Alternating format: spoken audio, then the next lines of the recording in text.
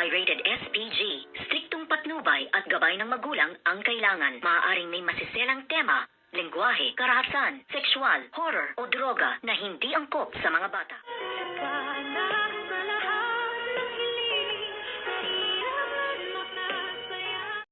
Good morning and welcome sa aking munting channel na sabi nga nitong si Miss Giselle Tanyag dito nga kay Tiang Susan at sa mga kasamahan niya na ito nga daw si Moira at itong si Justine ay magkasabuat nga sila, ngunit nais pa rin ngang makita at makauwi ng buhay nga itong kanyang anak na si Justine. At dito naman itong si Justine nga ay umamin nga dito kaya Dr. Annalyn Santos sa kanilang mga plano nga ng kanyang dad Eric na para nga pabagsakin ang Apex Medical Hospital, ngunit labag nga ito sa kalooban nga nitong si Justine. Sa nangyari ngayon kay Justine, magbago na kaya ang kanyang mga plano at mahalin niya na kaya ng tuluyan ang kanyang Mami Giselle. At sana Justine ay itama mo na ang iyong mga pagkakamali at sana ikaw rin ay maging totoong pinsan at kakampi nga nitong si Doktora Annalyn Santos. Ano kaya ngayon ang mangyayari kay Justine